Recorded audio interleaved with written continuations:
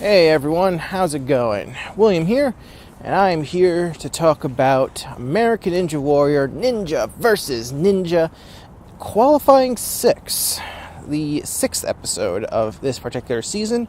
Before we start proper, I just want to give everyone a quick update in case you didn't see my news update video. Ninja vs. Ninja is moving nights. The new episodes will be on Mondays at 11 p.m. or 11:05 p.m. because it's actually following Raw is more an accurate depiction. The episodes will not air on Thursday. It's important to mention. So, without further ado, let's get things started. Taking things on the road today. We're on the road today. So, this episode was interesting because the first two matches I felt like I really enjoyed, really liked. There was some good drama involved, and then the last match was like, it was all right. It wasn't that great. And not that it wasn't that great. I guess the best way to describe it is like, I feel like unfortunately the format kind of suffers a little bit in that. Say what you will about the previous format, it was very flawed, and I'm glad they changed it, but at least with the old format, you didn't know who was going to win until the end of the episode. With this new format, unfortunately, you could figure it out by looking at the clock, and there's not much you can do about it. So unless the final round goes the full 5 heats, you can figure it out before you actually see the winner on the screen. Is the unfortunate part, but we'll get to a little more than that later. So for the first race, we had the Lab Rats versus the Big Dog Ninjas. So for the Lab Rats, we had Chris Wilczewski, and for the Big Dog Ninjas, we had the Big Dog Ninja himself, Jody Avila. One thing they mentioned for Chris is that he's traveling to all 50 states, and he's got 49 of the 50 under his belt. Just needs to go to Alaska, which, one's a bit out of the way, especially for a East Coaster. Hey, he didn't hit me, so that's good. And with Jody, they talked about how he's training with his spare time with his actual team, and they reinforced the fact that he's 6'6" and his wife is 4'11". So it's an interesting relationship. Basically, this was a good first race. Jody was able to get a lead on the tilting ladders.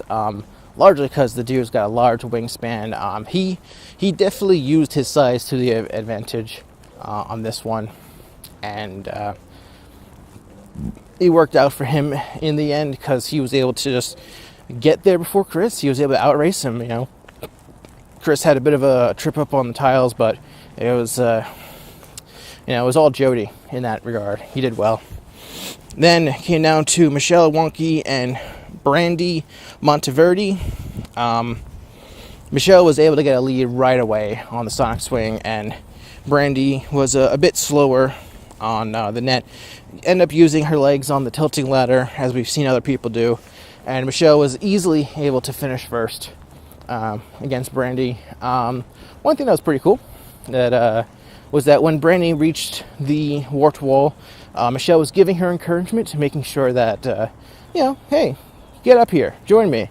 You wanna hit that buzzer too, so give it your best shot. And Brandi was able to do it, so good for her. Good for her. I'm sure it meant a lot to her, and it's nice to see good sportsmanship on the course.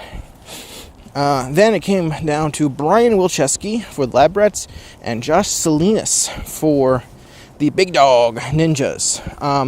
One thing they mentioned is that they're the same height and weight, so pretty evenly matched between the two.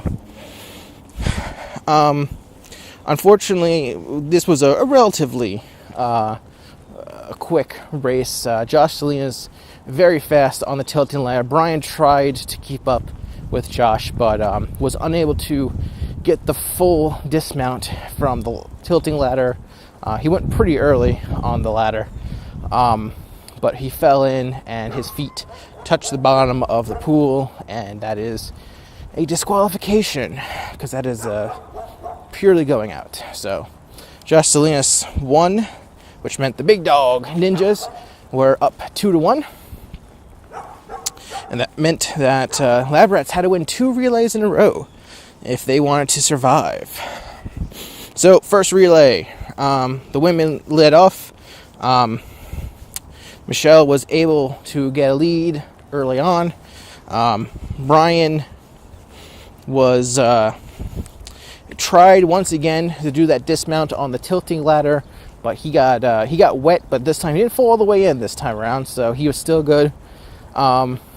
And fortunately for him, Josh Salinas got wet on the tiles, floating tiles, and that allowed Chris, once it was his turn, to get to the warped wall first. He just slipped right past Jody at the end portion of the monkey bars when they got to the actual part where they meet together. He was able to slip past Jody, and he got to the warped wall first. Also, I forgot to mention, this is the tilting ladder floating monkey bar combo this time around. And then they had another relay as a result, because 2 of them were tied. And so basically what happened this time around was Michelle was able to get a bigger lead over Brandi. Brian Wilczewski, this time around, 3rd time's a charm, perfect on the dismount on the tilting ladder, and it was no denying Chris had plenty of time to get to the warped wall, and that's what he did. And so Lab Rats, after being close to elimination, was able to pull it out and defeated the big dog ninjas 3-2. So for the other half was my pick, the Ballers versus Team Alpha. First up, Lorin Ball versus Brent Steffensen. 2 long-time competitors going at it. A bit scary on this race, because Brent got a lead on the tilting ladders, but what happened was Brent slipped at the end of the floating tiles. He did that thing where he tried jumping down the middle of the path, and he landed too far on the front of the tiles, and he ended up wiping out and going forward. Lorin, who was right behind him, essentially jumps over Brent's head. And if Lorin had fallen in the same spot, it could have been a very, very nasty collision. But fortunately, that was not the case. And Lorin ends up going 1-0. And he gave a little well, I guess that happened. I'll take it. Yeah, don't blame him. Then it came down to then had the women, Meiling, Huang for the Ballers versus Sydney Olson. Basically, this was not much of a race. Sydney is an accomplished parkour athlete, but unfortunately, I don't know if she's ever done Ninja Warrior before, and it kind of shows. She had a little difficulty on the Sonic Swing, and then she went down the Tech Talk. Meiling just far ahead, no big deal. So, Ballers goes up 2-0. Then it came down to Paul Kasemir and David Yarter. David in a must-win situation. Basically, the 2 of them were going fast. David was able to take the lead, but Paul went down on the floating monkey bars. David Yarter ended up getting a point for Team Alpha. They go up and deny the shutdown, the shutout, and it's 2-1. And I just want to say, I really wish A&W would make an effort to, I don't know, make an effort. They would, you gotta bring Paul Kasemir back on the show. I know the guy still applies, because I see him talking about how he applies to be on the show again. Bring him back on the show. Like, Ninja versus Ninja is all like, oh, he's so great. They call him Mr. Consistency. I mean, it was a little rough for him this time around, but like, I mean, bring him back. Come on, what the hell? What's up with that? So it came down to a relay. This was not much of a race, unfortunately. Sydney went down on the Sonic Swing, and the Ballers were able to take the lead and keep the lead the entire time. The David and Brent were unable to overcome the 5-second penalty, so the Ballers end up winning, and they move on to the final round against the Lab Rats. And unfortunately, with the clock, it kind of became clear what was going to happen. Because that's one of the, like I said, it's a big downside, unfortunately, with this format. So, Ballers versus Lab Rats. This is, of course, the full course. Chris was able to get a lead on the tilting ladders. Lorin got wet on an obstacle, which is probably going to make the zigzag climb more difficult, in addition to warped wall. Basically, Chris was able to maintain a lead the entire time. Lorin's fast, but by his own admission, he's always been a bit, I don't know. I always had the upper body stuff a bit more challenging for him. So he got a little slow on the salmon ladder, but he especially got hung up on the rumbling dice, and he was unable to finish. And Chris did, and that bring up the Lab Rats 1-0. At this point, I knew that my pick was not going to win, and my streak of picking these episodes perfectly was coming to an end, unfortunately for me.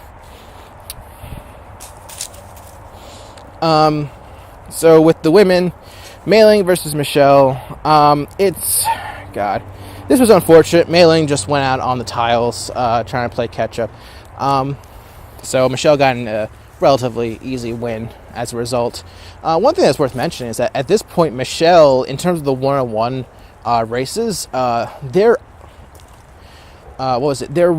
she's 10-0, which is really good. Really cements her as like definitely one of the best female competitors on the show. Be interesting if she goes up against Megan, because I know Megan's undefeated also. So I don't know if that's going to happen though. They might be too far away. It might only happen if they end up in the finals together. So we'll have to see. And so, at this point, I didn't know how it was going to happen, but I knew it was going to happen.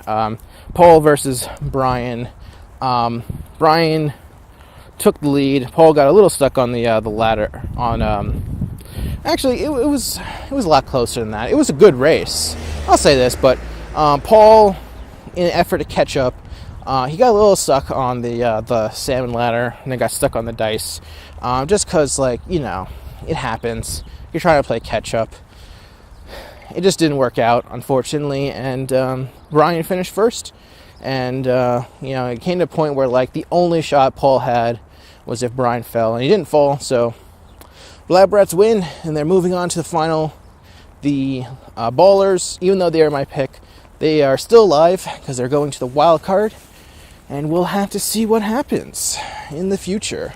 So let's talk about next week's episode, shall we? Let me go bring that up out of my pocket. So next week, for qualifying 7, we got the Expendables, Kevin Bull, Maggie Thorne, and Thaddeus Roback versus the Lizard Kings, Hunter Gerard, Sarah Schobeck, and Kyle Soderman. I remember I went out on a limb and I picked the Lizard Kings as my part of my top 3, so I gotta go with Lizard Kings. It's gonna be, I gotta be honest, I am concerned because I know Expendables, they got some really good people. Kevin Bull's obviously good. Maggie Thorne is a good female, for them, and the females tend to make a big difference on the team. But, gotta go with Lizard Kings. Gotta stick with my guns here. And then it's Iron Grip versus the Invincibles. Iron Grip is Daniel Gill, Tiana Werbley, and Mathis Alwandi. Mathis, or is it Matthijs? It's Matthijs. Isn't it? It's Matthijs.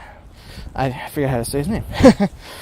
He was, anyway, Matthijs was, he was on college, Team Ninja Warrior College Madness. If I'm going to say it, I'm going to say it right. I'm kind of regretting not picking them. They're going up against Abel Gonzalez, Mary Beth Huang, and Victor Juarez.